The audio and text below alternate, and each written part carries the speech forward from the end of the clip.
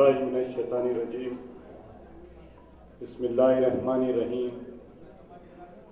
Stage पे तशरीफ़ फरमा क़ायदीन इकराम जनाब आदम मलिक एडवोकेट साहब, सदर मजलिस बचाओ तहरीक मजीदुल्लाह खान फरद, तर्जुमान मजलिस बचाओ तहरीक और दीगर क़ायदीन इकराम, दूर दूर से आए हुए तहरीक के कारकुनान और ख़ास तौर पर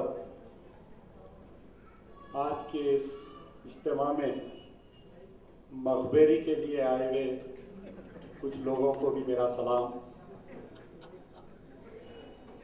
आज का इज्तिमा ईद मिलाद, ईद उल ज़ुहा के बाद में तहरीक का ये ईद मिलाद मुनक़िद किया गया। इसका मंशा और मकसद ये है कि अब तक के यानी रमज़ान की ईद के बाद से लेकर ईद उल अज़हा तक शहर के क्या हालात थे, हिंदुस्तान के क्या हालात हुए और ईद उल अज़हा के बाद से लेकर आने वाली साल तक मुकम्मली तक हमको क्या राय अमल करना चाहिए। इसका और एक दूसरा मकसद ये है कि इस ईद उल अज़हा का जो मंशा और मकसद है, इसार और कुर्बानी का जो मंशा और मकसद है, उसके तहत तहरीक के कारकुनों को क्या पैगाम देना चाहिए। क्योंकि मजलिस बचाओ तहरीक आज अल्लाह के फजल से अपने 20वें साल में दाखिल हो रही है, यानी मजलिस बचाओ तहरीक 20वें साल में दाखिल हो रही है। इसका मकसद मेरा ये कहने का मकसद ये है कि अगर कोई लड़की किसी को पैदा होती तो उस बाप को इस बात की फिक्र हो जाती कि इसके मैं हाथ पीले कर कर इसे रुखसत करूं, यानी एक जिम्मेदारी आयद हो जाती उस बाप पर और उस माँ पर। अगर लड़का पैदा होता तो उस बाप को और उस माँ को आज उसका इंटर होकर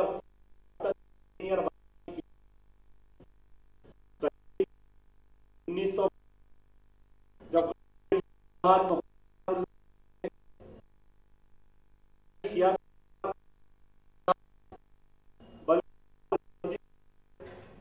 जो मुस्लिम क़यादत का जो रोल था, उसके बाद में इस बात का ऐलान किया कि हम कोई नई सियासी जमात नहीं बनाएंगे, बल्कि मजलिस इत्तेहादुल मुस्लिमीन को बचाने के लिए एक तहरीक चलाएंगे और उसका नाम किसी ने नहीं बल्कि आगापुरे में, जहां पर दारुस सलाम की दीवार को लगाकर एक जलसा किया गया, उस जलसे में ये अवाम की जानिब से ये नाम दिया गया मजलिस बचाओ तहरीक।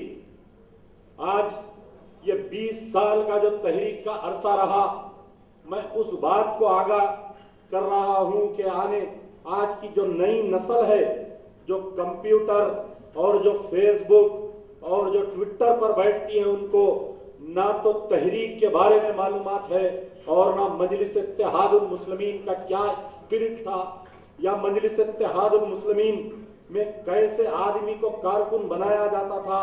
क़ायद मिल्लत नवाब बहादुर यार जंग अलैहि रहमा की जो मजलिस इत्तेहादुल मुस्लिमीन थी वो कैसी थी और उसका मंशूर क्या था और मजलिस इत्तेहादुल मुस्लिमीन का सदर कैसा होना चाहिए था और एक कारकुन कैसा होना चाहिए था।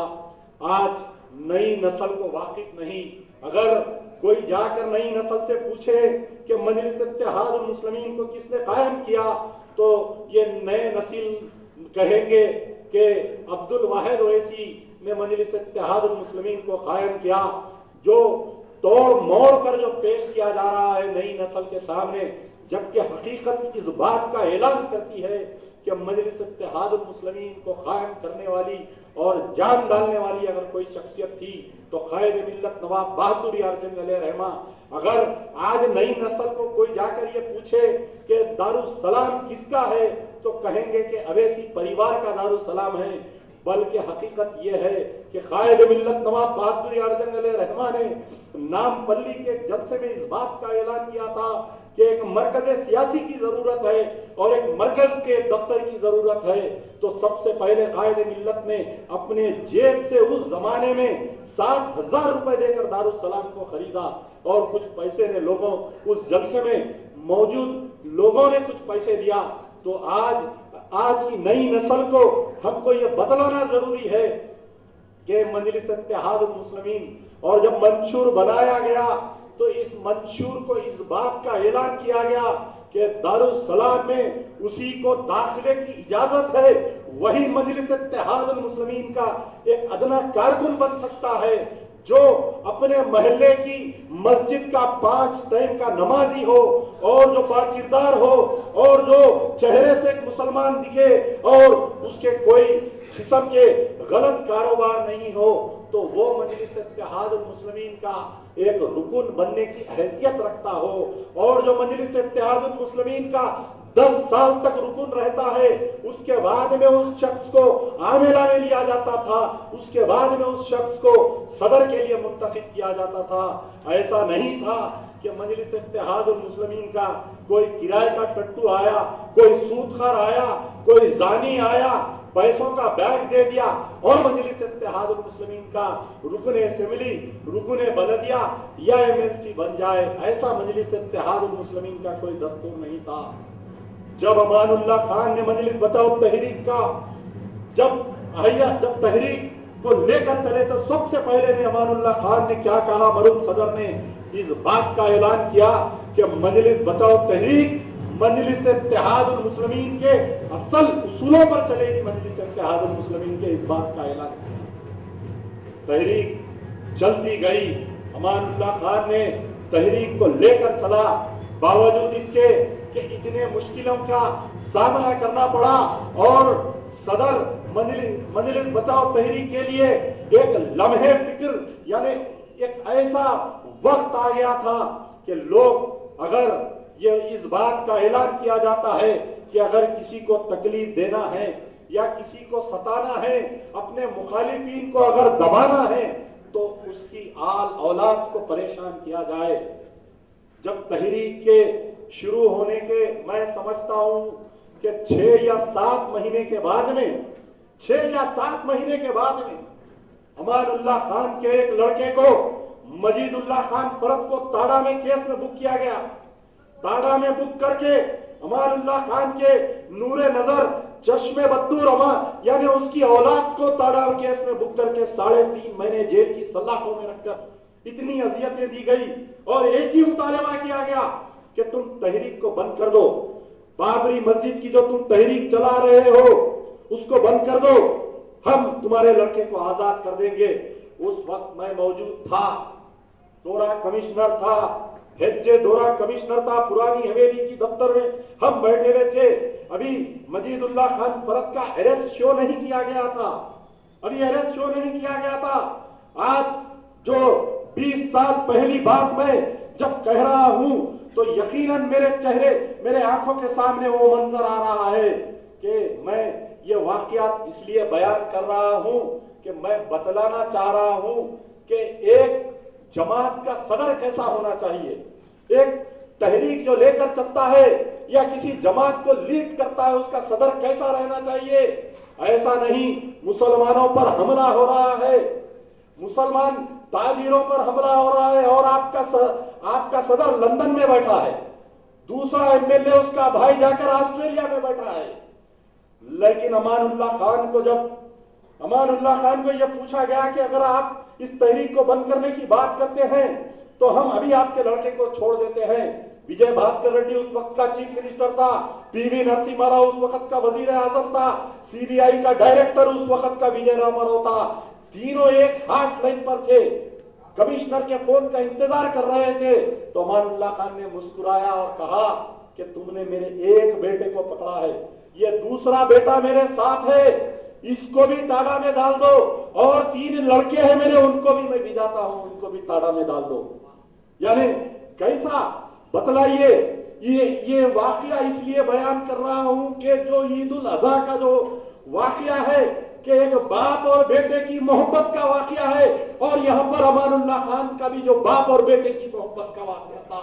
अमानुल्लाह खान सच्चे मुसलमान थे और सच्चे सुन्नत इब्राहिमी की तकमील पैरा एक मुसलमान थे। इसीलिए अमानुल्लाह खान ने अपने बेटे को पेश किया और कहा कि एक तो अंदर है, दूसरे मेरे लड़के को भी गिरफ्तार कर लो, और 3 लड़के मैं भिजाने के लिए तैयार हूं।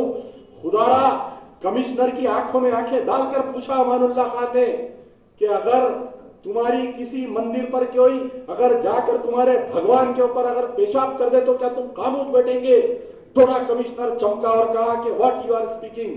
तो बोले मैंने तो अभी कुछ नहीं किया, खाली कहा तो आप ऐसा चमक रहे हैं। मैंने जब कहा तो आप ऐसा चमक रहे हैं। अरे हमारी तो बाबरी मस्जिद को शहीद कर दिया गया, मेरे दिल में क्या है? अगर काश तुम डॉक्टर होते, दौरा कमिश्नर मेरा दिल को चीर कर देखो। 4:30 बजे विजय भास्कर रेड्डी चीफ मिनिस्टर के पास गए अमानुल्लाह खान, और एक ही बात कहा कि कहो तुम्हारे पीवी नरसिम्हा राव को, इसी शहर का यहीं का वजीर आजम था। कौन? पीवी नरसिम्हा राव। यहां पर मेरे बुजुर्ग है बैठे हुए, हमारे उरूज अली साहब मेरी इस बात की गवाही देंगे, ये वो पीवी नरसिम्हा राव था जिसने फतेह मैदान में अपनी तकरीर में कहा था, क्या कहा था? अगर मैं किसी मुसलमान लड़की को बुर्खे में देखता हूं तो मुझे ऐसा महसूस होता है कि सोने की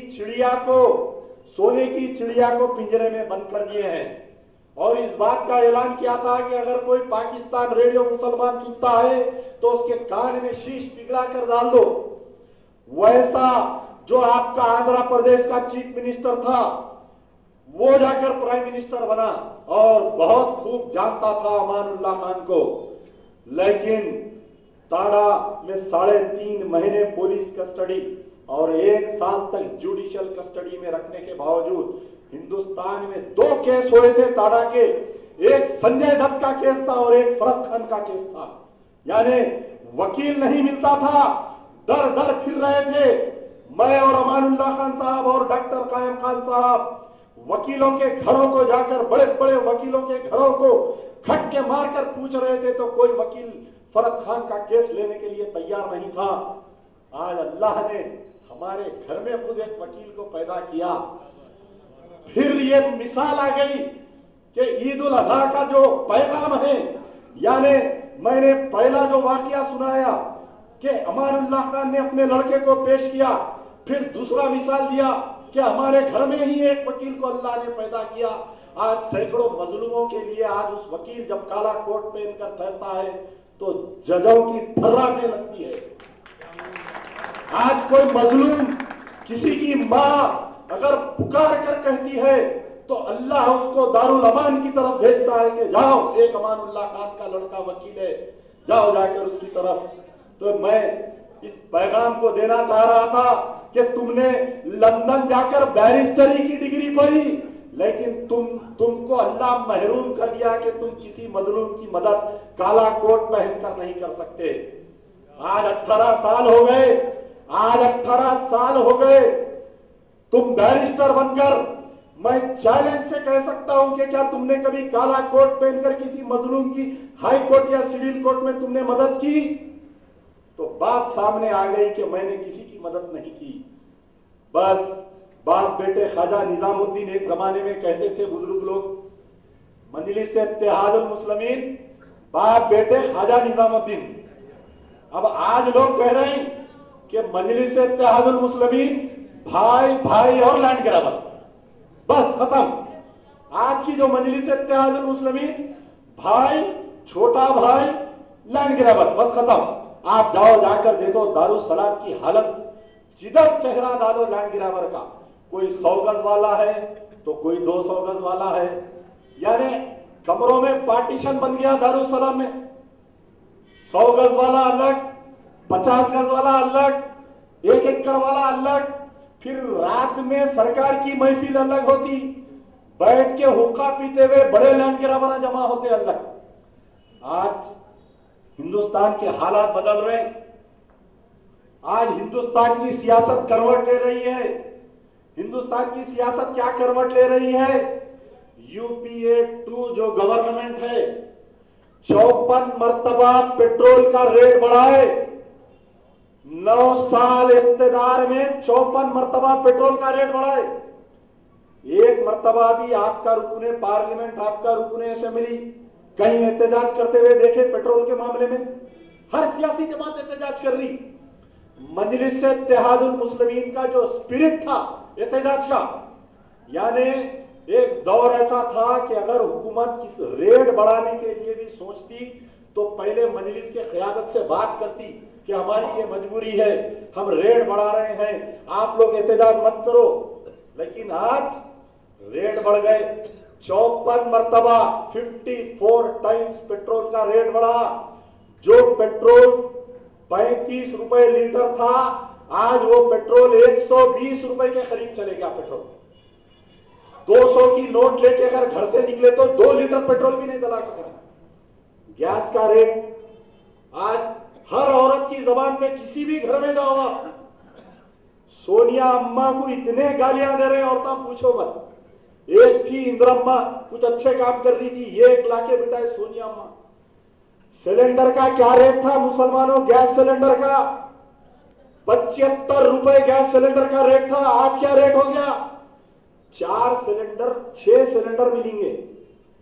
6 सिलेंडर 500 रुपए के हिसाब से मिलेंगे, 475 रुपए के हिसाब से। वो 500 की नोट दिए तो ऑटो वाला सलाम करके 500 ले लेके जाता। 6 सिलेंडर के बाद में अगर किसी घर में, मुसलमानों का घर है, घर भर के बच्चे रहते, पकवान होता, कभी मीठा पकता, कभी खट्टा पकता। अब वो क्या है कि मम्मी डैडी के बम्बनों के बच्चे, एक 1+1 2, उनका क्या रहता है कि उनको 6 सिलेंडर बस हो जाते साल में। अब हमारे गने भाई के बच्चे, बहन के बच्चे कभी उन्हें मिलने आ जाते, कभी इन्हें मिलने आ जाते, मिठे के शौकीन, गोश्त तल्लत के खाते। 6 सिलेंडर आज कौन से खानदान में बस होते? बोलिए आप मेरे को। कौन से खानदान में 6 सिलेंडर बस होते? बताइए आप मेरे को। बदला मैं चैलेंज कर रहा हूं। आज जो मजलिस इत्तेहादुल मुस्लिमीन के जो चाहने वाले, जो क़यादत नामनियात क़यादत के जो चाहने वाले हैं, मेरा ओपन चैलेंज है उनसे, क्या सिलेंडर के मसले पे मजलिस की क़यादत कहीं एहतजाज करी? नहीं करी। पेट्रोल के मसले पे नहीं एहतजाज, सिलेंडर के मसले पे नहीं एहतजाज। 6 सिलेंडर के बाद में जो सिलेंडर आएगा वो बम रहेगा। घर में आया तो 1000 रुपए में सिलेंडर, 1000 रुपए में सिलेंडर। अब बतलाओ आप, एक ऑटो वाला या एक रिक्शे वाला 1000 रुपए देके सिलेंडर कैसा चलाता? बोलिए आपने। उसके बाद आप आई क़यादत की बात। आंध्र प्रदेश कांग्रेस आने वाले इंतखाबात में हाथ, यानी हिंदुस्तान में इख्तिदार से हाथ धो देगी। कांग्रेस का ग्राफ दिन पे दिन गिरते जा रहा है। खुद सोनिया गांधी को इस बात का मालूम है कि आने वाले दिनों में हम इख्तिदार पर आने वाले नहीं है। लोग समझ रहे हैं बीजेपी आएंगी, बीजेपी भी हुकूमत में आने वाली नहीं है। कांग्रेस से ज्यादा बीजेपी का इख्तिदार गिर रहा। बीजेपी के सदर को देखो आप, एक ऐसा महसूस हो रहा वो आरएसएस की चड्डी पहन के जाके उन्हें बैठ रहा वहां पर। बंबई में कहीं मीटिंग हो रही तो बैठा आरएसएस की चड्डी पहन के। हंसी आई मेरे को। हम बचपन में पढ़ते थे एक स्टोरी, लारेन हाडी की स्टोरी पढ़ते थे, सब बच्चे पढ़े होंगे। एक मस्खरा दिख रहा उन्हें मेरे को। अरे करोड़ों का स्कैंडल करा, ऐसा बेगरता तो मैं दुनिया में नहीं देखा। अरे प्रेस वाले बेजार हो जा रहे सवाल करते हुए उसको। 7 साल में 9 साल इख्तिदार में आई कांग्रेस। 2G स्कैम आया 34,000 करोड़, 3G स्कैम आया 75,000 करोड़। ये शैतान, ये इटाली की शैतानी का पेट ही नहीं भर रहा। वो लाए काफुर के गुड़े को, वो मनमोहन सिंह को, फकत यूं यूं यूं यूं चलता उन्हें, उसको लाके बिठाए। अरे वो बेचारा कब तक जिंदा रहता, क्या है उसकी स्टोरी समझ में नहीं आ रही। जो फाइल रखो साइन कर दे रहा वो काफुर का गुड़ा। 2G स्कैंडल, 3G स्कैंडल, उसके बाद में आया कोयले को भी नहीं छोड़े दल्लाला। अरे ये कमीने कोयले को भी नहीं छोड़े, कोयला खा गया पूरा मंत्री। 34,000 73,000 का स्कैंडल हम भी बचपन में सुनते थे, यानी 50 लाख का स्कैंडल कोई मंत्री खा लिया, कहीं ट्रेन का एक्सीडेंट हो गया तो मंत्री जाके रिजाइन कर दिया था। वो कोई मिनिस्टर था, सेंट्रल मिनिस्टर, मैं समझता हूँ कोई मिनिस्टर था, ट्रेन का एक्सीडेंट हुआ तो अपनी जिम्मेदारी राष्ट्र कबूल करते हुए उन्हें रिजाइन दे दिया। 34,000 करोड़ खा ले रहा है, बेगरता हट रहा नहीं। 75,000 करोड़ खा ले रहा, वो दूसरा बेगरता हट रहा नहीं। वो तीसरा बोला सबसे बड़ा मेरा स्कैंडल। अब ये 3 मिनिस्टरों का भी चल रही बात, और एक है दामद का स्कैंडल। अब सोनिया गांधी का दामद है और रॉबर्ट वाड्रा, उसका स्कैंडल, उसका तो कोई लिमिट ही नहीं है। जहां जाओ हरियाणा में स्कैंडल, दिल्ली में स्कैंडल, जम्मू कश्मीर में स्कैंडल। जहां जाओ दामद का नाम आ रहा, डीएलएफ का, डीएलएफ। जहां जाओ आप, यहाँ हाईटेक सिटी पे जाओ, 100 एकड़ जमीन दिया डीएलएफ को, यहां पर भी जाओ आप। अब उसके बाद में जैसा मंत्री वैसा संतरी, जैसा मंत्री वैसा संतरी। अब ये राजशेखर रेड्डी के दौर का अब निकल रहा, लाके डाले जगन को अंदर जेल में।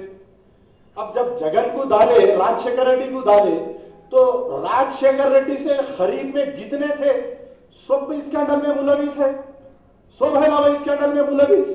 इन्हों भी खरीद थे ना, इन्हों भी लगड़ा पार्टी राजगोपाल के साथ में, इन्हों भी वक्त की दरगाह इसाक मदनी रहमतुल्लाह अलैह दरगाह, वो आपके पूरे दरगाहों के हुसैन शाह वली दरगाह, लैंको हिल्स की दरगाह में स्कैंडल करे नहीं करे।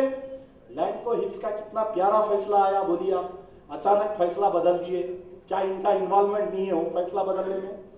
बोलो। अब इसके बाद में आने वाले दिनों में थर्ड फ्रंट की हुकूमत बनेगी। आज की तारीख लिख लो, आज की बात याद रख लो। आने वाले दिनों में ना इनकी अम्मा रहेंगी ना इनके अब्बा रहेंगे। अब कौन बनता प्राइम मिनिस्टर? क्या मुलायम सिंह प्राइम मिनिस्टर बनता? क्या ममता बनर्जी प्राइम मिनिस्टर बनती? अभी ये बात साफ नहीं है। ना बीजेपी रहेंगी ना कांग्रेस रहेंगी, हिंदुस्तान की अवाम दोनों से बदतन है। वैसा ही आंध्र प्रदेश के भी हालात बदलने वाले हैं। अब आंध्र प्रदेश के हालात नई करवट ले रहे हैं। कांग्रेस पूरा, एनडीटीवी का जब सर्वे आया, मैं देखा एनडीटीवी का सर्वे, कांग्रेस को आने वाले आंध्र प्रदेश में 20 या 25 सीट भी आने वाले नहीं है। चंद्रबाबू नायडू, उसको भी ऐसी इफलासी लपटी, मुसलमानों का इनकाउंटर करा, इख्तियार पे था। ये चंजू को ऐसी इफलासी लपटी कि ये चंजू फिर इख्तियार पे आने वाला नहीं है।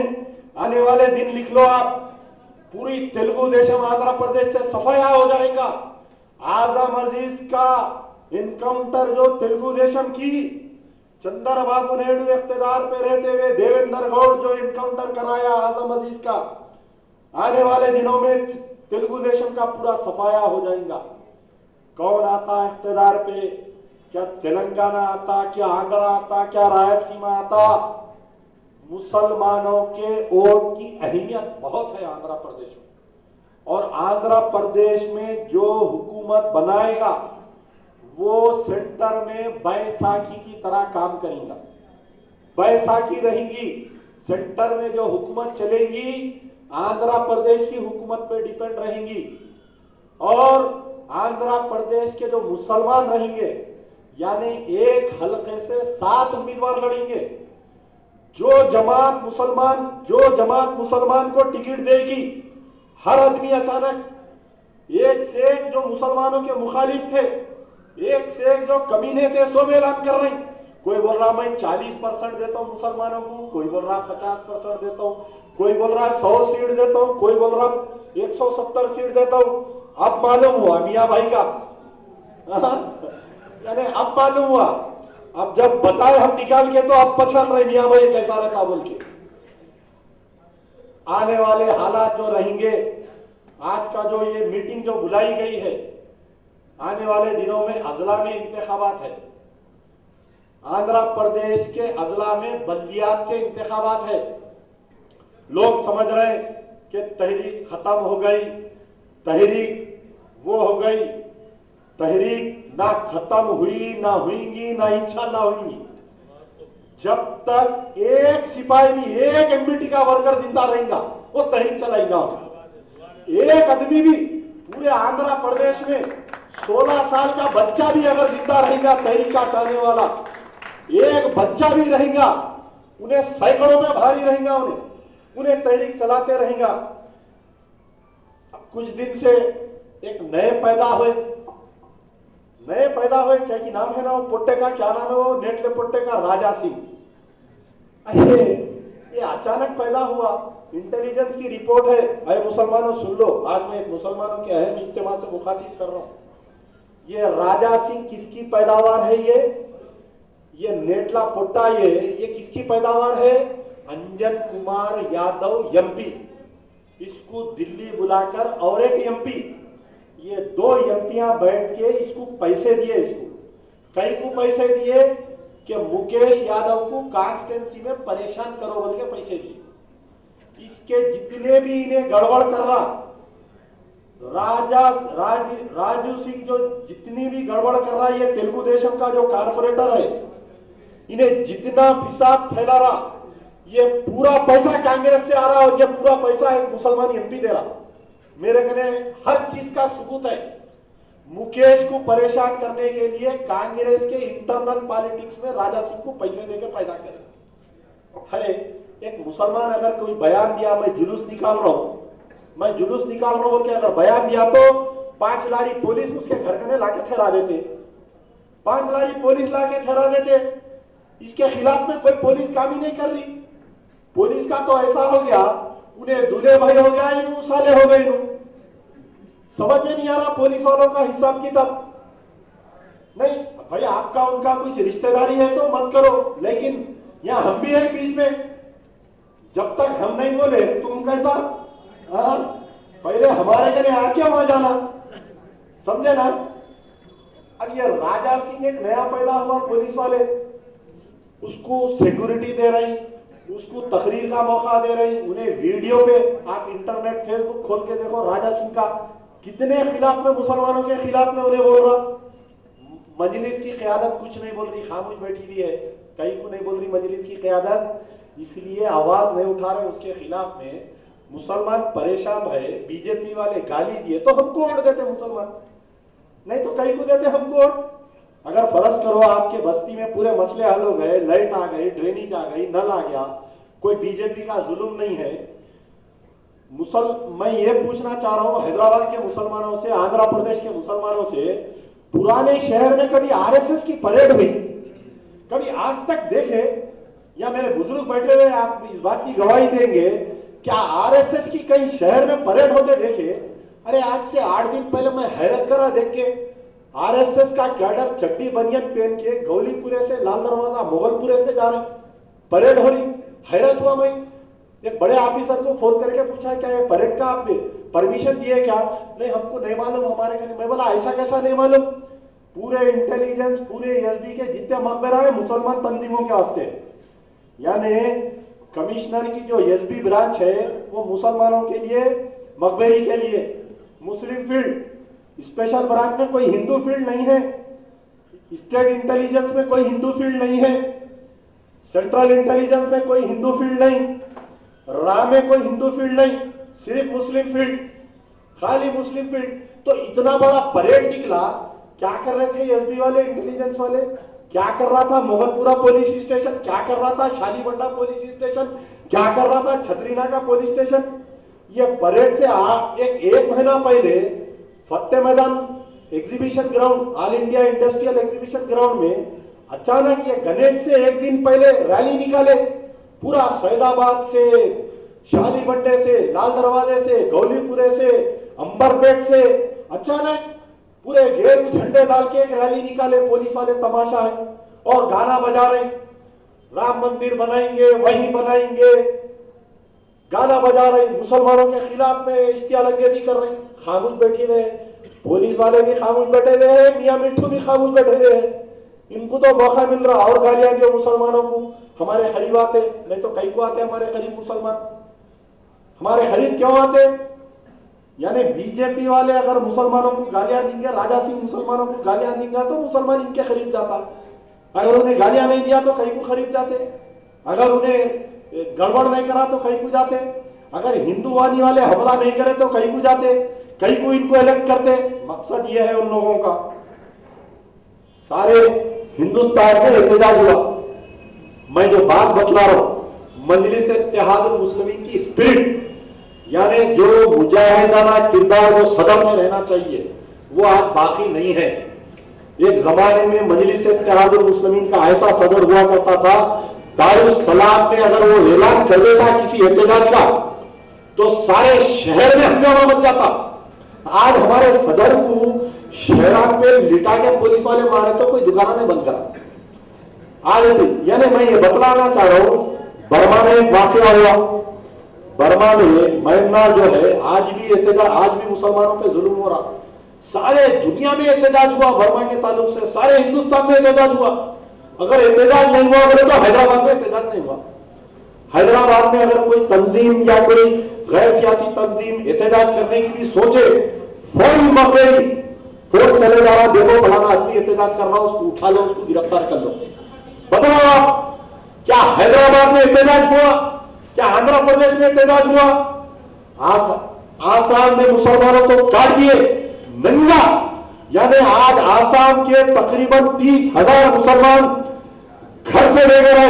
हिंदुस्तान के मुख्तलिफ कोनों में आसाम के मुसलमान, सारे हिंदुस्तान में एहतजाज हुआ। काबिले मुबारकबाद है बंबई के मुसलमान ऐसा एहतजाज करे, पूरे हिंदुस्तान की हुकूमत हल गई। बतला दिए बंबई में आज भी भाई का असर है बोल के बतला दिए। एक एहतजाज करे, मार मार के हंगामा कर दिया, पूरा मैदान चौक मैदान पूरा हंगामा हो गया।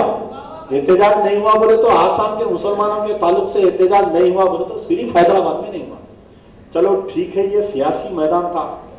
अरे अपने भाई पे हमला हुआ, बिपाशा को तो पचकाड़ा पड़े तो 48 जलसे करे, 38 जलसे करे, गली गली फिर के अपने भाई पे हमला हुआ तो 38 जलसे। मेरे प्यारे नबी सरकार दो आलम सल्लल्लाहु अलैहि वसल्लम के इनोसेंस ऑफ मुस्लिम बोल के एक फिल्म निकाला, कोई एहतजाज हुआ? बताओ आप मेरे को। हंगामा कर देना था। अगर तहरीक में इख्तियार होता, अगर तहरीक का एमपी रहता या एमएलए रहता तो सोचो क्या अमेरिकन एम्बेसी हैदराबाद में खुली रहती? कलकत्ते में जो अमेरिकन एम्बेसी है 22 दिन बंद थी। बाद में वहां का अमेरिका का जो काउंसिलर जनरल है वहां के मुस्लिम कायदीन को बुलाकर गुफ्तगू किया, माजरत चाहा और इस बात का पैगाम दिया कि हम यूट्यूब और गूगल से उस फिल्म को हटाएंगे। 22 दिन तक गोरों की फट गई, अमेरिकन एम्बेसी से बाहर नहीं निकल सके गोरे, परेशान हो गए। अमेरिका को टेलीफोन करके बोले कि कलकत्ते के मुसलमान पूरा महासभा करे रहे, टेलीफोन के लाइन कट कर दिए, इंटरनेट के लाइन कट कर दिए। पुलिस आके 22 दिन तक मारते रहे, 22 दिन तक लोग जूते खाते रहे, लेकिन वहां पर नहीं हटे। काबिले मुबारक बात है, मद्रास के मुसलमान इतना एहतजाज करे, 2 महीने तक मद्रास की अमेरिकन एम्बेसी बंद थी। दारुस सलाम से 3 किलोमीटर दूर पे अमेरिकन एम्बेसी है। अरे मजलिस के चाहने वालों, अरे मजलिस इत्तेहादुल मुस्लिमीन के जियादा नौजवानों, कल तुमको अमजदुल्लाह खान पुकारने वाला नहीं रहेगा। आज तुमको झिझो कर पुकार रहा हूं कि तुम्हारी क़यादत नामुमकिन क़यादत हो गई। आज मजलिस इत्तेहादुल मुस्लिमीन की क़यादत एमपी एमएलए नामर्द हो गए। अगर सच्चे मुसलमान होते, सच्चे आशिक़े रसूल होते, अगर बैरिस्टर असदुद्दीन ओवैसी इस बात का ऐलान करते कि मैं अमेरिकन एम्बेसी पे एहतजाज करता हूं, अगर अकबरुद्दीन ओवैसी ऐलान करते तो सबसे पहले तुमको इस खाने पर भी जाके लेके जाने वाले का नाम अमजदुल्लाह खान रहता। दारुस सलाम से इस खाने में तुमको ही जाकर अमेरिकन एम्बेसी तक लेके जाता। इख्तिलाफात अपनी जगह, लेकिन सरकार दो आलम सल्लल्लाहु अलैहि वसल्लम के मामले में हर चीज मेरी कुर्बान, लकुम भले यानी मेरे वालिद कुर्बान, मेरी औलाद कुर्बान, मेरे माले बता कुर्बान, मेरे तहरीक के सारे कारकुन तुमको एक मुसलमानों का खायब तस्लीम कर लेते, लेकिन तुमने नहीं किया, तुमने नहीं किया। वही लाल बाजार के चूड़ियां पहनकर दोनों भाई दारुस सलाम में बैठे हुए रहे। वही लाल बाजार के चूड़ियां पहनकर और चूड़ी गौस लाकर जो 4000 का जोड़ा दिया वो पहनकर बैठे हुए थे नगों का। अरे मुसलमानों की क़यादत कैसी होना चाहिए? मैं मिसाल लिया कि बाप मौजूद है, बेटे को जेल की सजा होने वाला है। कैसी क़यादत, मौलाना नसीरुद्दीन की क़यादत देखो। एक बाप मौलाना नसीरुद्दीन, उसके 3 बेटे यासिर, जावेद और एक लड़के का नाम याद नहीं आ रहा है। बाप गुजरात की जेल में मौजूद है, 7 साल से बाप जेल में मौजूद है। 3 साल के बाद में बेटे को जेल में लाया गया। मौलाना नसीरुद्दीन के बेटे को जेल में लाया गया। मुसलमानों गौर से सुनो, खयानत का कैरेक्टर पेश कर रहा हूं मैं। एक लड़के को उनके गुजरात की साबरमती जेल में लाया गया और बाप को इस बात का ऐलान किया गया कि तुम्हारे लड़के को जेल में लाया गया है। 2 साल तक बाप और बेटों को मिलने नहीं दिया गया जेल में। बाप को बंद करते थे तो बेटे को खोलते थे, बेटे को बंद करते थे तो बाप को खोलते थे। और हर मसले पे इस बात का ऐलान किया गया कि बड़े बड़े गुजरात के ऑफिसर आते, इंटेलिजेंस ब्यूरो के ऑफिसर आते, आकर मौलाना नसीरुद्दीन को यह कहते कि तुम बाबरी मस्जिद की तहरीक और अमेरिका और इजराइल के खिलाफ में तुम गालियां देना बंद कर दो, हम अभी तुम्हारे को बाप बेटे को मिलाएंगे। कैसी तड़पंगी सोचिए, जो बाप 7 साल से जेल में है और उसका बेटा उसी जेल में है, बाजू के बालक में, लेकिन मिलने नहीं दे रहे हैं।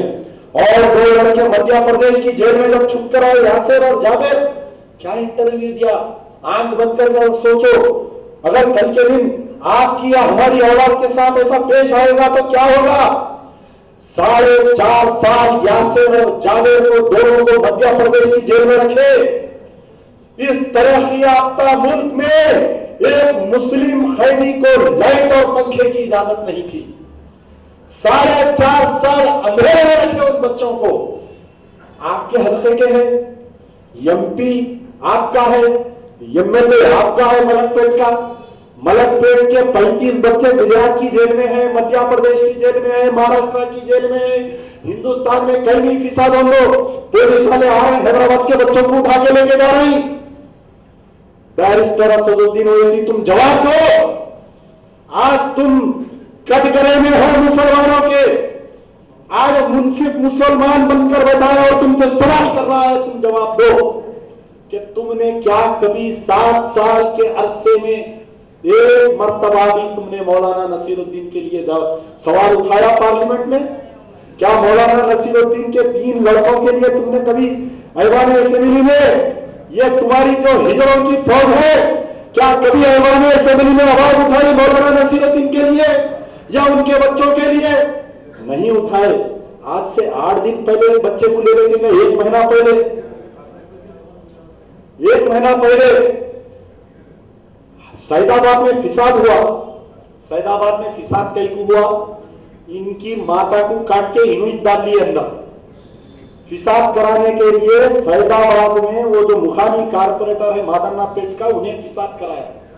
जैसा फिसाद हुआ, फिसाद होने के बाद में सबसे पहले मादन्ना पेट एरिया में गया, वो मंदिर को देखा मैं।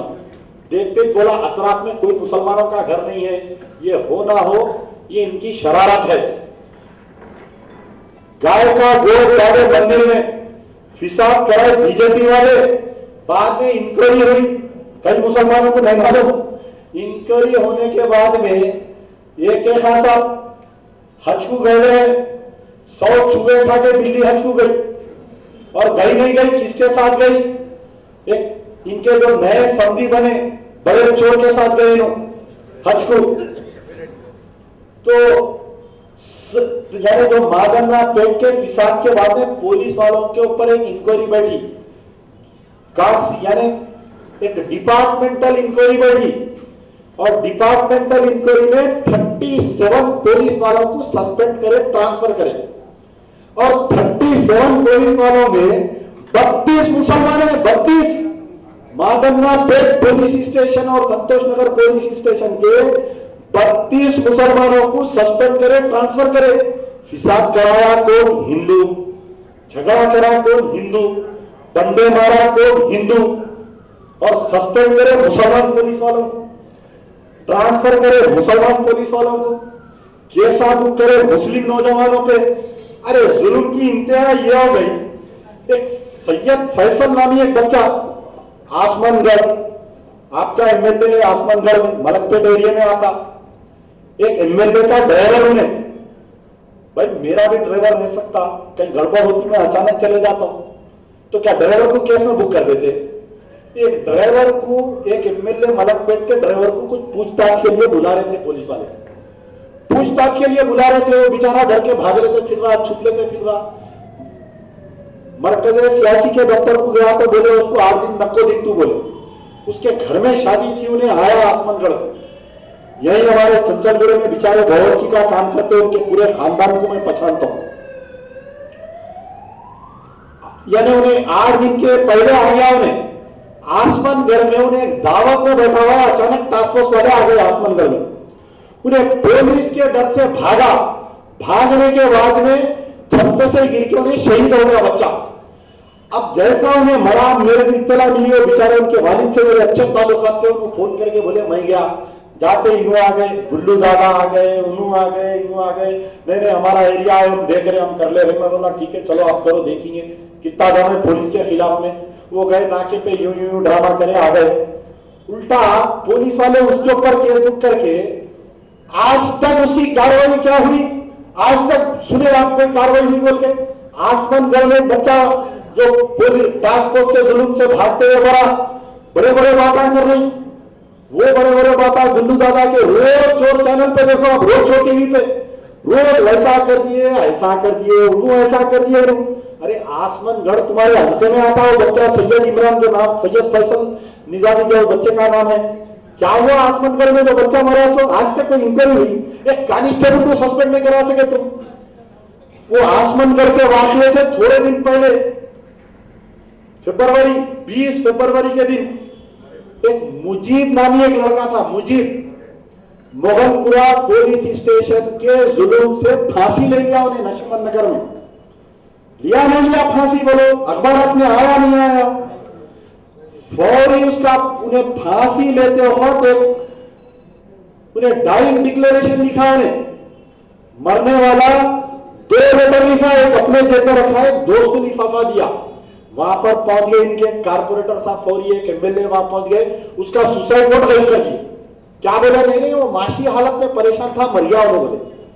जब उसकी बॉडी उस्मानिया को लाए, मैं गया वहां पर, उसका एक दोस्त निकाल के मेरे को दिया हल्लू सुसाइड नोट, मैं देखा पढ़ा, अरे उसमें लिखा हुआ है बाज़ाब्ता, वो सुसाइड नोट में ये उन्हें लिखा कि मैं दारुसलाम गया था, पुलिस वाले मेरे को जुल्म कर रहे थे, मैं फलाने एमएलए से मिला, उसका नंबर है उसमें, फलाने एमएलए से मिला, उसका नंबर है, फलाने एमपी से मिला, उसका नंबर है, सारों के नाम लिखा उन्हें, मैं इतना मेरे लिया कोई मदद नहीं कर रही। और ये लिखा कि मुगलपुरा इंस्पेक्टर फैयाज की तरफ से, मुगलपुरा सब इंस्पेक्टर का नाम लिखा, भवानी नगर के 2 कांस्टेबलों का नाम लिखा, टास्क फोर्स वालों का नाम लिखा, साउथ जोन टास्क फोर्स, मेरी जूते की दुकान है, वक्त बेवक्त आके टास्क फोर्स वाले मेरी दुकान से जूते लेके जा रहे हैं, मैं खर्चों में कुत्ता हूं, मैं दुकान बंद करके वापिस आ रहा था, मीर चौक पुलिस वाले मेरे खिलाफ में केस बुक करे, सिट वाले मेरी रॉडी शीट खोले, भवानी नगर को मेरी रॉडी शीट ट्रांसफर करे, पुलिस के मैत्री के मेंबर मेरे को रोक तंग कर रही, बाद में मैं घर चेंज करा, मुगलपुरा आया, मेरी रॉडी शीट मुगलपुरा ट्रांसफर करे, यानी उन्हें पूरी तफसील लिखा सुसाइड नोट में। मेरे हाथ को लगा तो मैं हैरत करा मैं, अरे मैं बोला मासूम बच्चा कम से कम मेरे कने आता, मैं मदद करता उसकी बेचारे की, उन्हें फांसी लेके मर गया उन्हें। पहला वाकया आसमानगढ़ का सुनाया, दूसरा वाकया नशेमन नगर का, फांसी लेके मर गया बच्चा। तो अगर कोई फांसी लेता या कोई फांसी लेने की कोशिश करता, किसी वजूहात पे उन्हें फांसी ले लेता, बाद में उन्हें बचने की कोशिश करता, जब उसका गला लगता उन्हें बचने की कोशिश करता, फांसी लेने वाले के आंख बाहर आ जाते, जबान बाहर आ जाती, पैर मोटे हो जाते, पेशाब निकल जाता, गिलावत निकल जाती उसकी। लेकिन ये दोनों में, जो नशेमन नगर में फांसी लिया बोल रहे और जो वहां पर फांसी लिया, ये दोनों में कोई ऐसे वजूहात नहीं है जो फांसी के, जो शवाहिद नहीं है जो फांसी बता सकते। ना तो वो अब्दुल रज़ाक की जबान निकली, ना आंख निकले। मैं एक मेडिकल डॉक्टर मेरे एरिया में रहते जो पोस्टमार्टम करते, उनसे पूछा तो उन्हें बोला ये फांसी का नहीं हो सकता साहब, इसको मार के लाके लटका यहां पर। और बाद आता है सुसाइड नोट है उसका भी कि मैं काउंटर इंटेलिजेंस सेल से, मैं टास्क फोर्स से बिजार आके अब्दुल रज्जाक फांसी ले रहा हूं। ये बच्चा निजामाबाद का है, आजमगौरी के साथ कहीं गड़िया था एक केस में, बाद में पुलिस से बरी होकर उन्हें जिद्दा चले गया। जिद्दा में नौकरी कर रहा था, 4 साल के बाद उन्हें आया हैदराबाद, कोई मर्डरी कर दिए। वो बच्चे को पकड़ के लेके जाके साई बाबा ब्लास्ट केस में, फलाने केस में डाल दिया बच्चे को। 4.5 साल जेल में रहने के बाद में चंचलगुड़ा से मई बेल कराया उसकी। चंचलगुड़ा जेल से यही मुजफ्फरुल्लाह का एडवोकेट को बोल के बेल कराया। 2 साल से हैदराबाद में था, पुलिस उसको हैदराबाद छोड़ने नहीं दे रही थी, अब्दुल रज्जाक फांसी ले लिया। यानी 1-2 महीने में मजलिस की क़यादत मजबूत दावेदार जाके महाराष्ट्र में तकरीरा कर रही, बाल ठाकरे को चैलेंज कर रही, जाके आसाम में रिलीफ बांट रही। यानी चिराग तले अंधेरा, इनके एरिया में 3 बच्चे फांसी ले लिए। 3 बच्चे, एक आसमानगढ़ का बच्चा, एक नशेबंद नगर का, एक टोली चौकी का, और वो भी कोई माशी हालत से परेशान होकर नहीं लिए, पुलिस के जुल्म से। पुलिस के जुल्म से क्या कर रहे हो बैरिस्टर असदुद्दीन ओवैसी, तुम क्यों पार्लियामेंट में आवाज नहीं उठाए? क्यों नहीं? बहुत अच्छी तकरीर करते इंग्लिश में, आंखा बंद करके यूं मार के ऐसा करता देखे ना। तो इजरायली टीवी पे आते देखो, फलस्तीन के खिलाफ में बोलने के बाद तो यहूदियों के पुट्टे आते देखे, यूं टोपी रख के यूं आंखा मार के, बोलो करो तकरीर, जाओ पार्लियामेंट में आवाज उठाओ, उठा के बोलो मेरे हल्के के 3 बच्चों को वो करे, होम मिनिस्टर को डिसमिस करो, चीफ मिनिस्टर को बदलो, बोलो हम साथ देते नहीं देते देखो तुम्हारा। आज इस इज्तिमा से, क्योंकि मैं अपनी तकरीर के शुरुआत में बोला मैं कि यहाँ पर उनके भी मकबर है, सरकारी मकबर है, मालूम आज अमजदुल्लाह का तकरीर करने वाला है। ये तीनों की मौत पे जुडिशियल इंक्वायरी डिमांड कर रहा हूं मैं। नशेबंद नगर में जो बच्चा फांसी लिया, आसमानगढ़ में जो बच्चा पुलिस के जुल्म से मरा, और टोली चौकी का जो बच्चा मरा, ये तीनों में सिटिंग हाई कोर्ट के जज से अगर तहकीकात नहीं की गई तो आने वाले इलेक्शन में कांग्रेस के साथ साथ मजलिस का भी सफाया यकीन है। कांग्रेस के साथ साथ मजलिस का सफाया यकीन। तुम अगर समझ रहे होंगे कि आज मैं इख्तियार में हूं, नांदेड़ से 11 सीट ला लिया, अरे ये अजला से जो इलेक्शन जीतते ये पूरे 1 महीने में भाग जाते। 11 जीते, पलट के देखे तो 1 भी नहीं रहता 1 महीने के बाद में। हमारे भी पार्टी के थोड़े जीते थे, कड़पे में इधर उधर, वहां जीत के आके यहाँ हैदराबाद में हमारे को फोन आता, कोई कांग्रेस में बिक गया, कोई तेलुगु देशम में बिक गया। आप देख लो ये जीतते, ये फुलझड़ियां जो सुर कर लेते, फिर वही थोड़े दिन में ठंडे हो जाते। ये 11 जाके माइनस में आ जाते, उल्टा ही वहां पर भाग जाते भाई वहां का। यानी मेरा बोलने का क्या मतलब है कि कुछ हालात ऐसे बने वहां पर कांग्रेस वाले बहुत ज्यादा जुल्म करे, जाके आप इलेक्शन लड़े, 11 जीते, ठीक है, पलट के देखो 1 महीने के बाद में 11 में माइनस हो जाते, 10 होते। इनके करीमनगर में 9 जीते, डिप्टी मेयर था, आज क्या है 1 भी नहीं है इनके साथ। यही आंध्र प्रदेश में जो बलिया इलेक्शन हुए, 40 जीते, 46 जीते, 50 जीते, जहां देखो वहां जीते जीते जीते, 6 महीने के बाद में पलट के देखो तो बैच का बैच गए, कोई टीआरएस में चले गया, कोई कांग्रेस में चले गया, कोई तेलुगु देशम में, अरे दलित तो कुछ तो बीजेपी में भी चले गए। तो मेरा बोलने का मतलब है कि ये जीत से कोई खुश होना नहीं, तुम्हारी हकीकत ये है, तुम अपने गिरेबान में झांक के देखो, सैदाबाद में मुसलमानों पर क्या जुल्म हो रहा, अकबराबाद में क्या जुल्म हो रहा, आसमानगढ़ में क्या जुल्म हो रहा, टोली चौकी में क्या जुल्म हो रहा, नशेबंद नगर में क्या जुल्म हो रहा। अपने गिरेबान में झांक कर देखो और पार्लियामेंट में तुम आवाज उठाओ, तुम्हारे एमएलए को बोलो असेंबली में आवाज उठाओ। ये नशेबंद नगर और आसमानगढ़ का वाकया होने के बाद में 2 बार असेंबली चली, 2 बार असेंबली चली ना, कोई आवाज नहीं उठाया। अरे अवामी मसले पर तो कोई असेंबली में कोई गुफ्तगू नहीं है मजलिस के एमएलए की।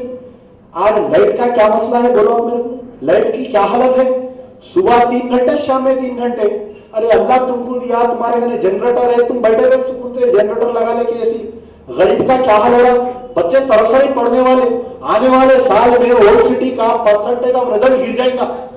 जहां 100 बच्चे पास होते थे 50 बच्चे भी पास नहीं होते लाइट की तरफ से। अरे 10 बजे लाइट हो जाती तो 1 बजे आती, 3 बजे हो जाती, 6 बजे। अरे खोल परेशान। बोला कोई मजलिस का एमएलए जाके क्या सीपीडीसीएल के एमडी से शिकायत करा? नहीं करा। क्या कोई एमपी आवाज उठाया? नहीं उठाया। डीडीआरसी मीटिंग हुई, डिस्ट्रिक्ट डेवलपमेंट रिव्यू कमेटी होती, 3 मिनिस्टर बैठते वहां, जुबली हॉल में मीटिंग होती। नहीं, वहां पर भी वही मोहम्मद पहलवान सोए तो मोहम्मद पहलवान, उठे तो मोहम्मद पहलवान, गए तो मोहम्मद पहलवान, आए तो मोहम्मद पहलवान। अरे हर जगह नहीं आ रहा मोहम्मद पहलवान, नहीं आ रहा मोहम्मद पहलवान। अरे क्या है भाई ये किस्सा? हाँ, तो मेरा बोलने का मतलब डिस्ट्रिक्ट रेवेन्यू कमेटी इतनी अहम मीटिंग में मोहम्मद पहलवान के जमीनों का हिस्सा उठा रहे हैं जाके वहां जाके भी वही हिस्सा असेंबली में जा रहे हैं। मोहम्मद पहलवान के जमीनों को वो करो, मोहम्मद पहलवान के जमीनों को ये करो। अरे अल्लाह की मार कैसी लगी? देखो आप, ये सलमान खुर्शीद लॉ मिनिस्टर मोहम्मद पहलवान की सुप्रीम कोर्ट में बेल रिजेक्ट कराए जाके। आप सुन के हैरत करेंगे कि आंध्र प्रदेश की हुकूमत मोहम्मद पहलवान और दूसरे लोगों की बेल कैंसिल कराने के वास्ते हिंदुस्तान के नामवर वकील को ठहरा रही। मजलिस के प्रेशर में, ये दोनों के प्रेशर में, बिपाशा और सलीम फेकू के प्रेशर में आके बड़े वकील को ठहरा रही। राजा सिंह को अंदर बनाने के लिए मजलिस कोई गवर्नमेंट पे प्रेशर नहीं कर रही। राजा सिंह से खतरनाक मोहम्मद पहलवान है इनके लिए। राजा सिंह मुसलमानों का दुश्मन नहीं है, मोहम्मद पहलवान मुसलमानों का दुश्मन है। मोहम्मद पहलवान को फंसाने के वास्ते सुप्रीम कोर्ट में जाके बैठ के पैरवी कर रहे हैं। कैसा हाय लगी देखो आप मजलूमों की सलमान खुर्शीद को। यहाँ बेल कैंसिल हुई, शाम में लंगड़े जाके उसके घर पे हंगामा कर दिया। पूरे 70 लाख खा गया लंगड़ों के, 70 लाख खा गया पूरे लंगड़े। एयरपोर्ट पे उतरा मार रहे, घर को गया मार रहे। ये लंगड़ों से डर के उन्हें हज को भी नहीं जा सका। अखबार में आया सलमान खुर्शीद हज को जाने वाला है, थोड़े दिन के बाद में आया हज को जाना कैंसिल कर दिया उन्हें। वो कैसा हज को जाते हैं, क्या करते मेरे को समझ में नहीं आया। बेचारे एक भी हज को गए थे। मेरे कहने TV9 की एक कैसेट है, पूरी पूजा करे सो फिर इन्हों हज को गए। वो कैसा या पूजा करे, यानी अल्लाह भी खुश शैतान भी खुश, ऐसा तो नहीं होता। आप अगर करे पूजा तो आप तरदीद करना था, तौबा बिल्लाह करना था, तजदीद ईमान करना था, निकाह कराना था, फिर आप हज को जाना था। शादी करे किसकी बच्ची से? वो तिरुपति में जाके एक शब्बीर अली बोल के मंत्री है, उसके बेटी से शादी करे। क्यों नहीं इंक्वायरी हो रही? जब जगन की इंक्वायरी हो रही तो राजशेखर रेड्डी के साथ शब्बीर अली भी मिनिस्टर था ना। शब्बीर अली बेटी की शादी करा एक बेटे के साथ, क्यों नहीं इंक्वायरी हो रही? 15 करोड़ की शादी हुई, 15 करोड़ की। सारे शहर के हर गुलाम मोहम्मद था मौजूद। मेरे को टेलीफोन करके शादी में से पूछ रहे, अरे आप नहीं है, कहीं को नहीं है, दावत नहीं है क्या? बोला दावत आई रुखा वापस कर दिया। बोला ये जलीलों की शादियों में जाके मैं अपने कैरेक्टर खराब नहीं करता। तो मेरा बोलने का मतलब मैं लाइट के ऊपर गुफ्तगू कर रहा था। आज हर घर में जाओ, घर में जाके पहले जमाना ऐसा था, कोई रिश्तेदार मिलने आते, फोन करते, भाई हम कल आपके घर को आए, तो बोल रहे यानी 12 से 3 के बीच में आओ। भाई मैं परेशान हो गया। मेरे को एक दोस्त बाहर से आए हुए हैं, मैं उनको टेलीफोन किया, मैं आना चाह रहा हूँ आपके घर पे, तो उन्होंने बोले 12 से 3 के बीच में आओ या 6 से 9 के बीच में आओ। अरे मैं बोला ये क्या किस्सा है 12 से 3? नहीं, हमारे घर में लाइट बंद होती। बाद में मेरे को ख्याल आया, यानी मैं बतलाना चाह रहा हूँ बच्ची का रिश्ता तय करने जा रहे तो टाइम बोल रहे 12 से 3 के बीच में, और 3 से फिर 6 हमारे घर लाइट बंद होती। आज कितना जुल्म हो गया लाइट वालों का, समझ में नहीं आ रहा। कोई एमएलए, अरे छोड़ो, मजलिस के एमएलए नहीं उठा रहे, कांग्रेस के एमएलए खामोश, तेलुगु देशम के एमएलए खामोश, टीआरएस के एमएलए खामोश। अगर सोचो तहरीक का एक नुमाइंदा होता है असेंबली में, तो क्या लाइट के मसले में हंगामा नहीं होता? ये जो पुलिस के जुल्म में ये जो एहतजाज हो रहा, क्या हंगामा नहीं होता? अब एक नया ट्रेंड, कहीं भी वाकया हो रहा, यानी पहले मुसलमान बाइज्जत बरी होने बोल के सुप्रीम कोर्ट का जज आया। सुप्रीम कोर्ट का जज बाकायदा ये लिखा कि गुजरात की गवर्नमेंट को ये लिखा कि जितने केसेस हुए फॉल्स केसेस हुए बोल के, 2 बड़े केसेस जजमेंट्स है सुप्रीम कोर्ट के, काबिल मुबारकबाद है वो जज। एक जो कसब के केस पे जो बंबई का जो कोर्ट जो जजमेंट दिया, बंबई का जो कोर्ट जो जजमेंट दिया कसम के केस में फांसी की सजा कसम को सुनाते हुए, उन्हें कसूरवार है नहीं है उसको मालूम, उसके अल्लाह को मालूम, क्योंकि तारीख इस बात की गवाही है कि पुलिस वाले सड़क से पकड़ के लाके ड्रेस पहना के उसको छोड़ के मुलजिम बनाते लोगों को, इस बात की गवाही है मेरे कहने। लेकिन हसब के फैसले में देते वक्त जज ये लिखा कि वो तो अच्छा हुआ कि तुम लोग एक हसब को पकड़ने में कामयाब हो गए, वरना कितने सैकड़ों मुसलमानों को तुम लोग केस में डालते थे नहीं मालूम। यानी सुप्रीम कोर्ट और हाई कोर्ट के जज बोल रही है बात। गुजरात के एक मसले पे फैसला देते वक्त सुप्रीम कोर्ट का जज ये बोल रहा कि माई नेम इज खान इसलिए तुम केस में बुक करे, माई नेम इज खान इसलिए तुम केस में बुक करे। लेकिन हमारी मुस्लिम क़यादत सुप्रीम कोर्ट के जजा बोलने के बावजूद भी अक्ल नहीं आ रही। अब एक फैसला आया कि महाराष्ट्र में जो मौलाना नसीरुद्दीन के बच्चों को मध्य प्रदेश के केस में डाले थे, 22 बरी हो गए, 36 आदमी लोग बोल रहे हैं गुजरात गुजरात नहीं मुसलमानों। आज मध्य प्रदेश हिंदुत्व का लेबोरेटरी बन गया, मध्य प्रदेश हिंदुत्व का लेबोरेटरी बन गया। आज मध्य प्रदेश के जेलों में जो हालत है, मुसलमानों को मार मार के पानी मंगे तो पेशाब पिला रहे मुसलमानों को। एक बच्चा पानी का प्यासा पानी मंगा, हैदराबाद का बच्चा है, पानी मंगा तो जवान क्या करा, जाके अंदर जेल के बाथरूम में जाके पेशाब पिला दिया करते उसको। और हमारी क़यादत खामोश है। हमारे शहर का बच्चा है, सैदाबाद का बच्चा है, अकबरबाद का बच्चा है, कोई बड़ी बात नहीं। कल तक लोग ये बोलते थे कि मलकपेट अगर मंजलिस जीत लेंगी, मलकपेट मंजलिस जीत लेंगी तो ऐसा कर देंगे, ये जुल्म खत्म हो जाएगा। और पुलिस का जुल्म बढ़ गया। जब से मलकपेट से मंजलिस का उम्मीदवार कामयाब हुआ, पहले तो भी कोई आता था, मालरंगा रेड्डी तो भी आता था, या सुधाकर रेड्डी तो भी आता था, कोई तो भी आते थे, घर पे आके पुरसा देके जाते थे तुम्हारे साथ जो हुआ गलत हुआ बोल के।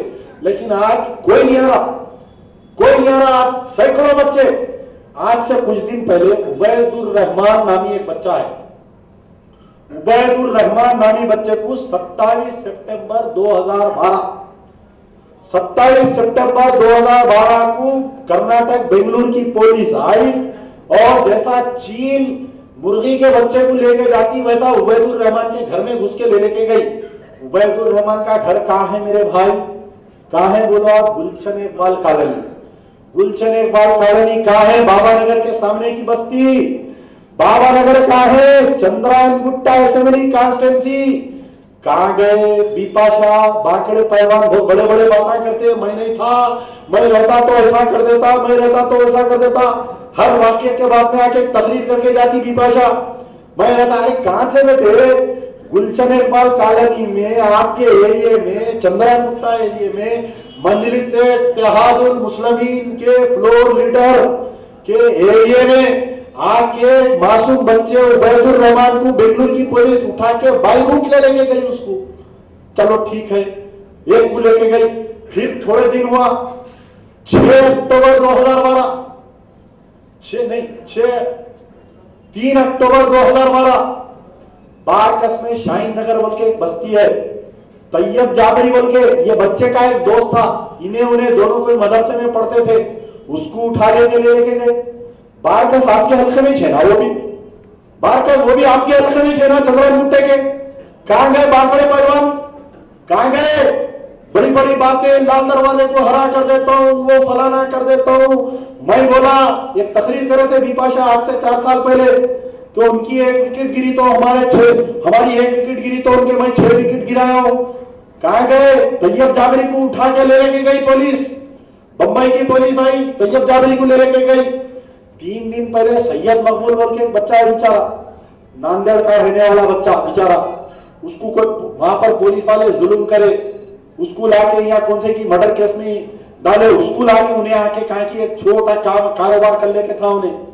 पुलिस वाले क्या करते, जो ISI के केसेस में बुक होते, उनकी एक रोस्टर रखते, उन्हें कहाँ जा रहा, कहाँ आ रहा। इन्हें बहुत दिन से बच्चा छुप के था, पुलिस से नहीं दिख रहा था, कोई मकबेड़ी कर दिए, शाहीन नगर में रह रहा, आके पुलिस। यानी अब आप देखो, दिल्ली का जो दिल्ली में जो ISI का जो केस जो बना है, कैसा बेंगलुरु में जो बना है भाई, बेंगलुरु की पुलिस आके आंध्र प्रदेश की पुलिस को बोली तो आंध्र प्रदेश की पुलिस यकीन कर ले रही, उबैदुर रहमान को दे रही, तैयब जाबरी को दे रही, सैयद मकबूल को दे रही। बेंगलुरु में किसकी पुलिस है, किसकी हुकूमत है? कर्नाटक में किसकी हुकूमत है? कर्नाटक में बीजेपी की हुकूमत है, वहां का चीफ मिनिस्टर बीजेपी का है, वहां की पुलिस तो बीजेपी की हुकूमत जैसा बोले वैसा सुनेगी। कर्नाटक में इलेक्शन आ रहा है, वहां पर एक फॉल्स केस बनाए। क्या केस बनाए? कोई रिपोर्टरों को मारने वाले थे, वो परवीन स्वामी को मारने वाले थे, उनको मारने वाले थे बोल के एक रिपोर्ट एक बनाए। वहां पर एक फॉल्स केस बना के हिंदुस्तान के मुख्तलिफ बच्चों को, हैदराबाद के 6 बच्चों को डाल दिया केस में। उबैदुर रहमान को ले लेके गए, उसको हमारे तैयब जाबरी को ले लेके गए, सैयद मकबूल को ले लेके गए, अभी और 3 को लेके जाने वाले हैं। शाली वनडे के एक बच्चा है और एक कांके की 2 बच्चे हैं और 3 बच्चों को पुलिस वाले ढूंढ रही। मंजलिस की क़यादत मौजूद है, बड़े दावे करते मंजलिस के चाहने वाले। आसाम में जाके हमारे एमपी साहब बांट के आए, वहां पर क्या बांटे बेटे? वहां के एमपी जो है अजमलुर रहमान, उन्हें खुद दुनिया का करोड़पति उन्हें बांटा हुआ, इन्हों जाके लाल बैग पकड़े। आप देखो मेरे कने एक फोटो है, अजमल फाउंडेशन, बैनर पे लिखा हुआ है अजमल फाउंडेशन, बैग पे लिखा हुआ है अजमल फाउंडेशन। अजमल जो है वहां के अजमल बदरुद्दीन अजमल वहां के एमपी है, आसाम के। 1000 करोड़ रुपए व्हाइट मनी है उसके एरिया में फिसाद हुआ, उन्हें खुद पैसे बांट रहा। इन्हों जाके क्या करे, उसका लाल बैग पकड़ लिए। इनको आदत है ना, किसकी भी पकड़ लेते हैं जाके, वहां जाके उसका लाल बैग पकड़ लिए, वहां जाके उसका लाल बैग पकड़ के फोटो डलाए। अब वो झूठ का झाड़ और चोर टीवी तो इनका है, ऐसी बड़ी फोटो छाप दिए। यहाँ पर क्या करे, फिर इन्हों नमाज पढ़े करते, आगे कोई नहीं है पीछे कोई नहीं है, जंगल में नमाज पढ़े करते, वो भी ले लिए चोर टीवी में। अच्छा वजू करे तो नहीं ले रहे, नमाज पढ़े तो बता रहे, कारण के लिए बताओ बाबा क्या करते हैं मुसलमानों की बदबख्ती है। तो मेरा बोलने का मतलब है कि यहाँ पर और 4 बच्चों को लेके जाने वाले हैं। अब अंदाजा लगाओ, बेंगलुरु की पुलिस केस इन्वेस्टिगेशन कर रही, दिल्ली की पुलिस को कैसा मालूम हुआ कि सैयद मकबूल वो केस में है बोल के? दिल्ली की पुलिस हैदराबाद आके उसको गिरफ्तार करके दिल्ली लेके जा रही, और दिल्ली का पुलिस कमिश्नर प्रेस कॉन्फ्रेंस में बोल रहा है कि इन्हें बेंगलुरु के केस में इन्वॉल्व है बोल के। क्या बड़ी पुलिस हो गई भाई, क्या इंटेलिजेंस हो गई पुलिस की। दिल्ली में कांग्रेस की गवर्नमेंट, बेंगलुरु में बीजेपी की गवर्नमेंट, आंध्र प्रदेश में कांग्रेस की गवर्नमेंट, और तुम सेंटर में हिस्सेदार, स्टेट में हिस्सेदार। दिल्ली से पुलिस को मालूम हो रहा कि सैयद मकबूल केस में है बोल के उसको उठा के लेके गए, यहाँ से दिल्ली को लेके जाके उसको मार के इंट्रोगेट करके उसको वहां मीडिया में पेश कर रहे, फिर बेंगलुरु ला रहे हैं उसको। अब जाते जाते अब दिल्ली और बेंगलुरु की पुलिस बोले तो यहाँ के छोटे चोर क्या बोले, हम कहीं को खामोश बैठना। इन्होंने भी एक केस बुक कर दिए। इन्होंने क्या केस बुक करे, यहाँ पर उनकी 4 कारपोरेटरों को मारने वाले थे, वो सिंगी रेड्डी का नाम दे दिए, एक राजा सिंह कहते, वो मदन नापेट का सुखदेव की नाम है उसका नाम, और एक वाईकुंठम का नाम, 4 कारपोरेटर को मारने वाले थे बोल के यहाँ एक फर्जी केस बुक कर दिए। यहाँ के सीसीएफ में केस बुक कर दिए। अरे क्या जुल्म है, कहाँ है आपकी क़यादत? बड़े बड़े बात आसाम में हम रिलीफ बांटे, यहाँ कितना चंदा जमा करे बेटे बोलो, हर जगह जुल्म। आसाम का चंदा दो, आसाम का चंदा। एक दिन एक जने मेरे को फोन करे, एक शादी खाने वाले साहब फोन करे, अरे भाई ये फलाने आके बस्ती के लोग, बस्ती के 2-3 पुट्टे तंग कर दे रहे, आसाम के मामले में आसाम रिलीफ फंड दियो, आसाम का चंदा दियो। मैं बोला कौन है जरा देखेंगे तो सही, बोल हमारे एक दोस्त के शादी खाने पे जाके तंग कर रहे। मैं जाके देखा पुराने 2 पाकिटा बैठे हुए, बोले सदर साहब भेजे हमारे को चंदा दियो। मैं बोला हाँ 7,000 करोड़ की जमात है बेटे, 7,000 करोड़ की जमात है, जाओ जाके बोलो 1 करोड़ रुपया आसाम में बांट के आओ, बांट के आने के बाद में बोलो चंदा कितना जमा करे, कोई हिसाब किताब है, व्हाइट पेपर जारी करे, चंदा जमा करके बोलो। दूसरे चंदा जमा करे तो नामा रखते आप, उन्हें खा गया, इन्हें पी गया, ले लिया, उन्हें लूट लिया बोल के। आज मैं मुतालबा कर रहा हूं मजलिस इत्तेहादुल मुस्लिमीन की क़यादत से, व्हाइट पेपर जारी करो, आसाम के नाम पर तुमने कितना चंदा जमा किया, व्हाइट पेपर जारी करो भाई, बोलो फलाने से मैं इतने पैसे लिया, फलाने से इतने पैसे लिया, फलाने से इतने लिया, मैं इतने दादा, पूरा व्हाइट पेपर जारी करो। नहीं, इंटेलिजेंस वाले, एसबी वाले इन्हों बोल रहे हैं, कोई बोल रहे हैं 15 करोड़ जमा करे, कोई बोल रहे हैं 18 करोड़ जमा करे, मेरे को नहीं मालूम कितने जमा करे, लेकिन बहुत बड़ी रकम जमा हुई। इलेक्शन का खर्चा निकल गया, आसाम के नाम पे एमपी का खर्चा निकल गया, एमएलए का खर्चा निकल गया। मुसलमान बेवकूफ बने, अब कोई लोग डर के दे दिए। बेचारों का एक बिल्डिंग बना रहे टोली चौकी में, मेरे दोस्त है वहां पहुंच गए, दादा आसाम का चंदा दियो, उन्होंने परेशान, अरे भाई मैं खुद परेशान हूँ, घर बना रहा हूँ, आधा छत डाल के हूँ, मैंने देना पड़ता, नहीं दिए तो हम बल्दिया वालों को भेजते। दूसरे दिन उनका बल्दिया वालों को भेज दिए, आसाम का चंदा दियो। उन्होंने खुद बेचारे वो कोई मेस्को वालों के साथ जाके आसाम में पैसे बांट के बिलाकीटा डेरे वेरे बांट के उनके पहुंच गए, आसाम का चंदा दियो। ये क्या जुल्म है, तो क्या है बोलो आप, शहर किधर जा रहा हमारे। अब ये उलमा मशाइखिन के बारे में तो मैं कुछ नहीं बोलता, बेचारों के, वो बेचारों की क्या मजबूरी है, क्यों खामोश बैठे हुए हैं, क्या है वो किस्सा समझ में नहीं आ रहा। खामोश है बेचारे, बस खत्म, वो बोलते देखते ही नीचे मुंडी दाल में भाग जाने बेचारे। अरे इनोसेंस ऑफ मुस्लिम्स के मामले में, इनोसेंस ऑफ मुस्लिम जो फिल्म आया, सारे हिंदुस्तान में गड़बड़ हुई। अरे नहीं वो तो हैदराबाद में मेरा दिल तड़प रहा, बच्चे आ रहे रोज आके बोल रहे भाई हम एहतजाज करते, अमेरिकन एम्बेसी ने जाके खूब मारते, बंडे मारते, कुछ तो भी करते। मैं समझाया बच्चों को, मैं बोला बेटे मुस्लिम क़यादत अमेरिका के वीजे की चक्कर में इन्हें डर रहा है, ये सलीम फेकू और बिपाशा दोनों डर रहे, कहा अमेरिकन एम्बेसी के ने एहतजाज करे तो इनका वीजा कैंसिल हो जाता, आना जाना लगा हुआ है। एक फोटो आई अखबार में, इंटरनेट में, मैं देख के परेशान हुआ, असदुद्दीन ओवैसी हिलेरी क्लिंटन से हाथ मिला रहे। अरे हिलेरी क्लिंटन का हाथ खोलता बोलो आप, सारे इजराइल, सारे फलस्तीन के मुसलमानों का खतरे आम, खून से रंगा हुआ हाथ, जो इराक में मुसलमानों का खतरे आम करासो हाथ, जो पाकिस्तान में आज मुसलमानों का खतरे आम हो रहा, वो मुसलमानों के खून से रंगे हुए हाथ से जाके असदुद्दीन ओवैसी हाथ मिलाए। पेपर में फोटो आई, अब बोलो कैसा एहतजाज करते। फिर हिलेरी क्लिंटन देती धप्पा, क्यों बेटे आते अमेरिका आपसे लंगा जैसा हुआ है कानून है, जो कोई अमेरिका का मुखालिफ आता फौरी उसको रोक के लंगा कर देते एयरपोर्ट पे। एक दिन मैं न्यूयॉर्क के एयरपोर्ट पे था, इंडिया के एम्बेसडर पे एक लेडी को लंगा करके लेके आके, उसका हस्बैंड सरदार जी उसकी पगड़ी खुला लिए, बाद में अखबार में पढ़ा शाहरुख खान को लंगा करा दिए। दूसरे दिन एपीजे अब्दुल कलाम का हौले पास इनको भी लंगा करा दिए।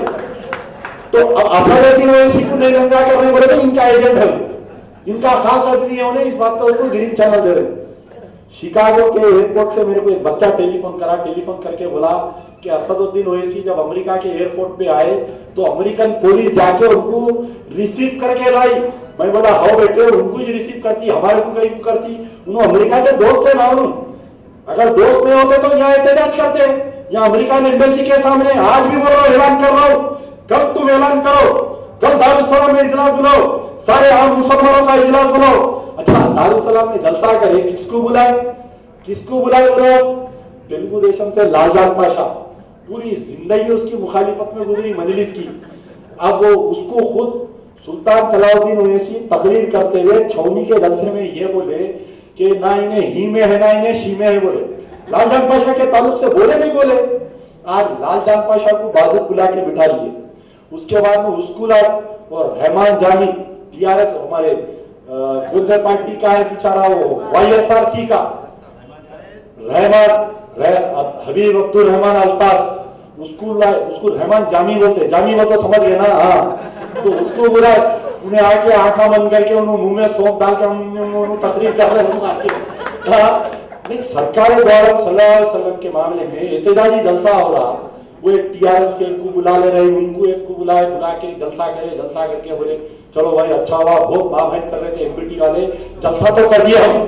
अरे अगर एहतजाज की नीयत होती, सारे जमातों को बुलाओ, सबको बुलाओ, सरकार के मामले में हम एहतजाज कर रहे हैं, आओ बोलो, बुलाओ, कल ऐलान करो जी, आज भी चैलेंज कर रहा हूं, कल ऐलान करो, अमेरिकन एम्बेसी के सामने हम धरना देते बोलो, जब तक अमेरिका माफी नहीं चाहिए एम्बेसी नहीं खोलने देते बोलो। तुम अकेले नहीं है, पूरा हैदराबाद, आंध्र प्रदेश, पूरा हिंदुस्तान का मुसलमान आके वहां अमेरिकन एम्बेसी के सामने बढ़ जाता, नहीं करते ऐलान, डरे हुए परेशान। तो ये तमाम वाकयात है। आज जो मजलिस की क़यादत में जो बात जो शुरू में करा, आज उसी मुकाम पर लाकर मैं खत्म कर रहा हूं बात को। अभी 2 दिन पहले मादन्नापेट में एक धोबी घाट था, 2 2 दिन, अरे 50 साल से वो धोबिया घरा बना के बेचारे, वो कौन की कहते कोई साबिर बिन तिरिफ के बेटे अग्रीमेंट कर लिए कहते किसी से, उसमें कहते कोई एमपी को 4000 रुपए गज है, एमएलए को 2000 रुपए गज, 10,000 गज जमीन पे दिन दिवाले, ईद का दिन है, कल ईद है बकरीद की, आज लाके डोजर लाके पूरे घर तोड़ दिए, 27 मकानों पे कुफल डाल दिए, वहां पर लाके 27 मकानों पे कुफल डाल दिए, पूरे लोग परेशान है। अरे मादन्नापेट में हम आज 50 साल से यहाँ पर हमारे साथ ऐसा हो रहा, क्या बोलते कौन की पहलवाना आ गए आके वहां पर ऐसा वो कर दिए, एमएलए को फोना मार रहे हैं, मुंजल को आओ आओ उन्हें नहीं आया, एमपी को फोना मार रहे हैं आओ आओ उन्हें नहीं आया। तो मेरा बोलने का मतलब कि आज मजलिस इत्तेहादुल मुस्लिमीन की जो क़यादत होनी चाहिए, जो स्पिरिट होनी चाहिए, जो मुजाहिदाना किरदार होना चाहिए, आज वो खत्म हो गया। सिर्फ खाली मजलिस की क़यादत मांडोलकर के रूल में आ गई। मांडवालियां, कभी मांडोलकर बोल के रोल होता है पहले जमाने में, पिछोड़ी का रोल अदा कर रही, बिल्कुल इधर की उधर उधर की इधर। तो आज एक नए क़यादत की जरूरत है, एक नए उम्मीदवार की जरूरत है। आने वाला 2014 आज आंध्र प्रदेश के मुसलमानों के लिए लम्हे फिक्र है, इम्तिहान की घड़ी है, हैदराबाद के मुसलमानों के लिए इम्तिहान की घड़ी है। अगर एक वोट अगर मजलिस इत्तेहादुल मुस्लिमीन को देंगे तो फिर याद रखो सदियां माफ नहीं करने वाली है। आज मैं वोट की बात इसलिए कर रहा हूं, आज एक चेंज की जरूरत है, हमें तब्दीली की जरूरत है, हमें या जिंदा सौगत।